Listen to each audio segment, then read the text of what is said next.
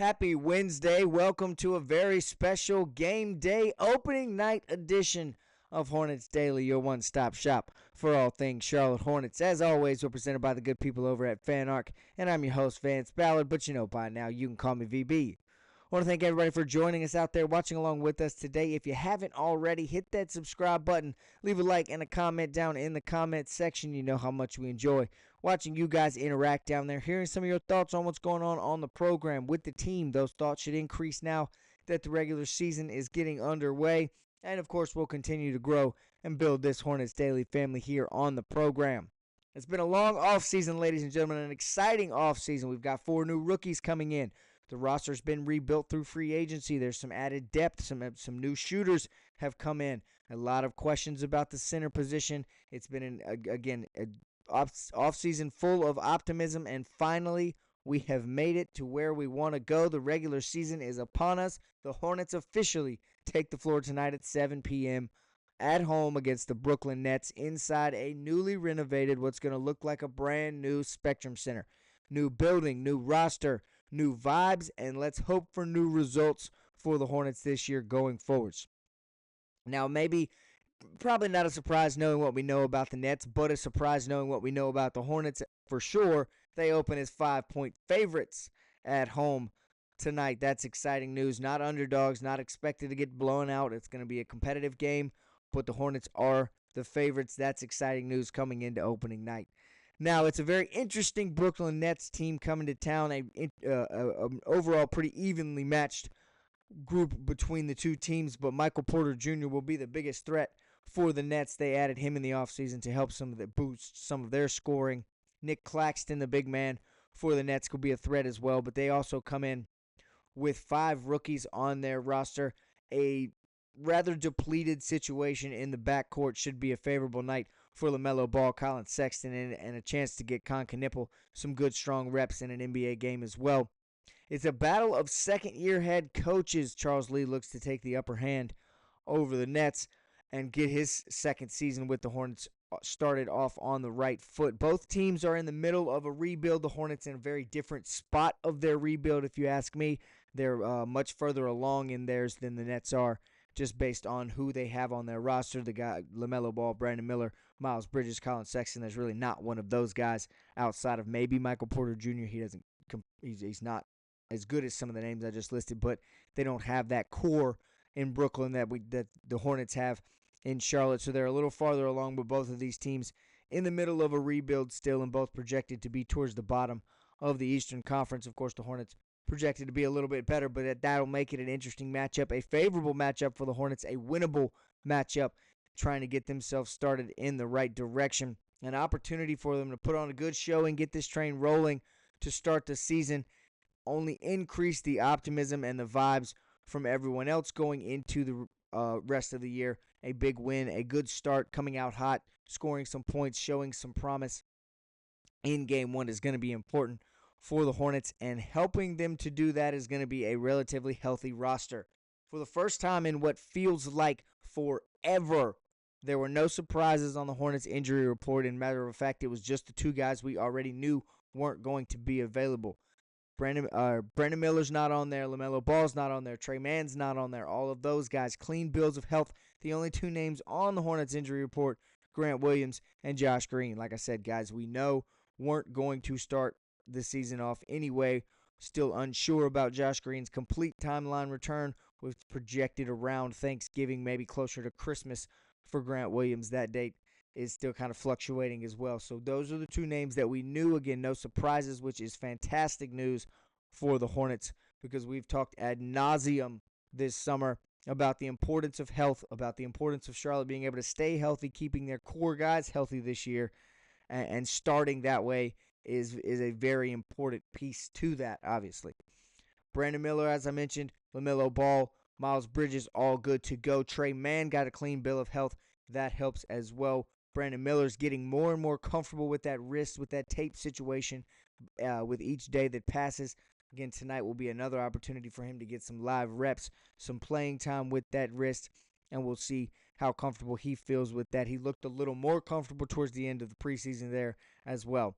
We also know that LaMelo has put in the work this offseason to increase his durability, to do the right things, to take care of his body and keep himself in a better position to stay healthy throughout this season. That's going to be vital as well. I mentioned Trey Mann, a clean bill of health. I expect good things from him all season. I expect him to come out firing tonight, as he's had a long time away from basketball, and he's talked about how excited he is to get back to the court. I think he's going to come out firing on all cylinders and continuing the high level of play that we saw from him before his injury last season.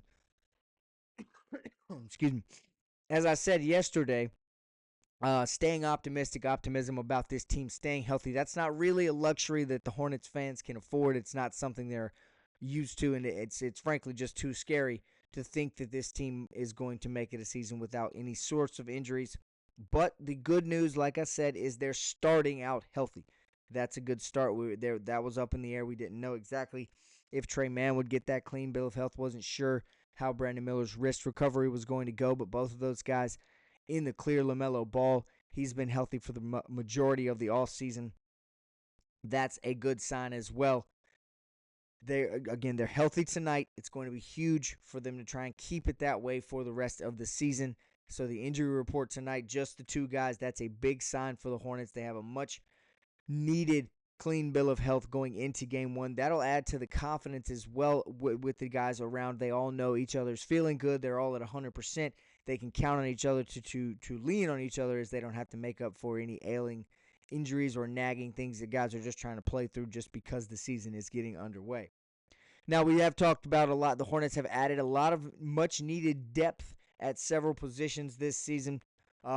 We know there's one that they probably aren't the deepest at, but we'll avoid that because we talk about the center position pretty much every day. But in terms of guys for coming in for LaMelo, if he goes down, there's been Colin Sexton. Trey Mann's back healthy. Pat Connaughton can come in and if he needs to, not necessarily and run the point, but be on the court, while other guys, Colin Sexton, can run that point guard position. Concanipple is going to be there as well if LaMelo goes down, or if he just needs like a load management type of day. The added depth has been huge for this Hornets team. It's going to be imperative towards keeping that core group of guys healthy as well, and keeping the starters healthy as well as the guys coming off the bench. That added group of depth, it's going to be very important for the Hornets for Charles Lee to kind of mix those guys in the right way, manage that, load manage the roster the best that he can. That's going to be something on his shoulders and something to watch as he continues to go into his second season here with the Hornets. Now, something else we've talked about a lot the last few weeks is pretty much as often as we've talked about the Hornets team staying healthy, is who is going to be the starters. We've said it here on the show. Charles Lee has said it himself, and everybody else knows it. 3 positions are known. We know who's going to start at 3 of the spots. 3 spots are guaranteed. And to quote Charles Lee, 2 are fluid. Now, fluid would imply that it could be an ever-changing starting lineup. It's not necessarily going to be set in stone by any means, but we know that tonight we finally get the answer, at the very least, who's going to run out first, who's going to start opening night. That question will be answered on Wednesday. And as you guys know, I've been in the camp all summer, still in that camp, that it should be Colin Sexton and Moussa Diabate running out there alongside of Brandon Miller, LaMelo Ball, and Miles Bridges. I think this provides the most options for the Hornets. I think it's the safest decision for the Hornets, especially in the Colin Sexton area. And it makes the team more athletic on both ends of the floor and in the paint as well. Despite being a bit undersized, I know Moussa is going to be in that situation more often than not, and especially against someone like Nick Claxton. Now, I also think it'll be good for Moussa because he'll be going up against someone like Nick Claxton. A guy like him makes that a good test for Moussa against a true center in the NBA, a more traditionally styled type of player, and it'll help see where Moussa is at in terms of being a 5 on the basketball court. I'm not as confident as I was 2 weeks ago, however, that it is going to be Moussa run out there after Ryan Kalkbrenner's impressive camp preseason performance, the raving about him from the players, how complimentary Charles Lee has been about him. I won't be shocked to see him jog out there tonight first with the ones. We also can't fully rule out Mason Plumlee being the first center trotted out there by Charles Lee tonight, just solely because we know what he brings to the game. We know what he's going to provide as the starting center. It won't be flash, it won't be highlight plays, but it will be competence. It'll be defense. It'll be rebounding. It's something certain that he's done for a while now in the NBA. Again, not the flashiest, won't be the most exciting, but I won't be overly surprised to see Mason Plumlee. I still don't believe that it's going to be him. I'm just not going to have my socks blown off if it is. I do think it's going to be Musa, who starts at the 5 tonight. And to me, the Colin Sexton decision is the easier of the two decisions. He's a proven veteran. We know he comes in an 18-point-per-game career scorer. He scored that last year as well. So we know he can score the basketball. He can pass. He can play that lead guard position if need be. He can add some extra ball handling with LaMelo Ball, as we know the Hornets are trying to focus on moving it up the court quicker anyway. So that is another reason I think Colin Sexton can help. But the most important reason I think Colin Sexton should be the starter this tonight specifically, and probably going forward for the majority of the season, but definitely on opening night, comes out of the mouths, honestly, of the locker room, of Coach Charles Lee, of the players around him, of LaMelo Ball. Everyone that's been asked or talked about Colin Sexton this summer will tell you he's an insanely hard worker. He brings a high level of competitiveness. Now, I know Con Kneppel, Liam McNeely, all of those guys do that as well, but Sexton's is a bit different from the way it's been talked about. He pushes guys. The level of intensity that he plays with brings everyone else up to his level that's on the floor with him. That's going to go a long way, especially with a team, especially for a group of starters, Brandon Miller, LaMelo Ball, Miles Bridges, who have had their defensive effort questioned time and time again. Someone like Colin Sexton, not an all-NBA defender by any means, but the effort that he gives is infectious, and he gives it on both ends of the floor. Therefore, it will rub off on those guys that are starting. LaMelo Ball, who we know has been focused on increasing his defensive play anyway in the offseason. Sexton plays to lift up the guys around him. He's a team player. He plays to make everyone on the floor better. And I'm not saying that Con won't do that or Con doesn't do that. It's just that Colin Sexton has a deeper understanding of the NBA right now. He knows what it's like to go out and play those high-level games each and every night. And I'm not saying Con can't or won't be able to do that. I'm just, right now, I think it's more comfortable for me to have Colin Sexton on the floor with the starters. I also think that his chemistry with LaMelo will be better, definitely to start the season, specifically tonight, but I think that he'll mesh a little bit better with LaMelo right off the jump, just again because they both have that deeper understanding of the NBA. They've been here before. They're both veterans in the league, Sexton having been there a little longer. And I know we all want to see Con. I'm not saying that he shouldn't play. He's going to play a lot. I think he'll get a vast majority of minutes. I just said earlier tonight's matchup with the Nets provides a lot of opportunity for him to come out and play, as it's not the strongest backcourt that they'll be facing tonight. So it'll be a nice little entry into the NBA regular season for Con, but I just don't think he should be the starter just yet. Now, I could be wrong about this. Charles Lee could feel completely differently, and it could be Con running out there tonight. I don't think that's going to hamper the team by any means. I just don't think it's best for them either.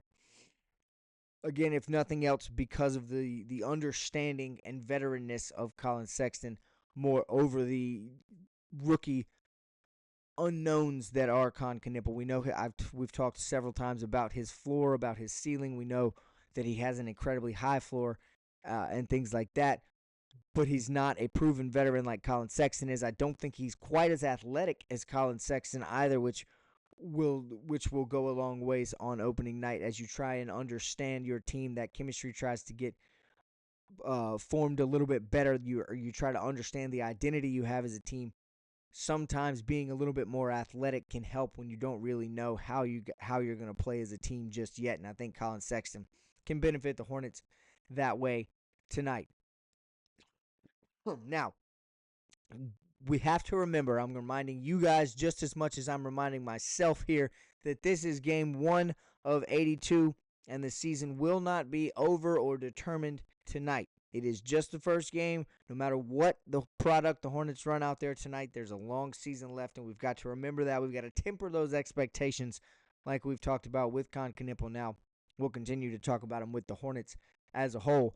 But the big question is, what would make you feel good tomorrow? What are you going to wake up with and go, that was an exciting performance. I'm optimistic. I feel good about what the Hornets put on the floor last night. What kind of things is it going to take from Charlotte to have that question answered tomorrow? I want to see, personally myself, I want to see the Hornets improve on the things that they said they were focusing on in camp. I know they said pace was a priority.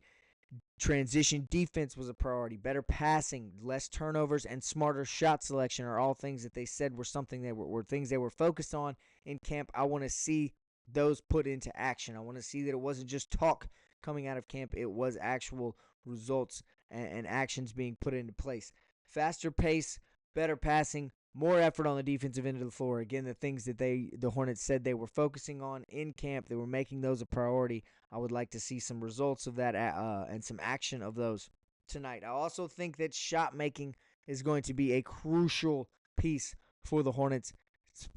Obviously, all season is they have to improve on their numbers from last year, but I think that it's going to be a crucial piece of tonight as well. It's going to be imperative for the confidence of Charlotte and the Hornets to come out and see some shots fall and know that they can make those. That'll build and continue to and help them improve in that way going forward. It'll also come with the pace. As they pick up the pace, they get more possessions, they get more shots, they get more open shots, and have smarter shot selections.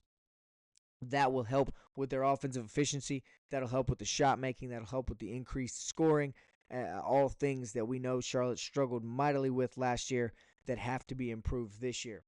I also want to see a comfortable Brandon Miller. I know we talked about it a few minutes ago. Said he started to feel a little bit more comfortable towards the end of the preseason there. We saw in his last couple games, he looked like he was settling in, getting back in game shape, feeling a little better with the wrist tape on. But I want to see a very comfortable Brandon Miller tonight. I'm not saying he needs to come out, drop 40 or anything crazy like that, but I want to see him look like he is back in the flow of the game. I want to see him comfortable with his shot. I want to see him comfortable with his spacing and with his defensive abilities. I don't want to see him look like he's worried about the potential of hurting his wrist again or being uncomfortable with the wrist tape.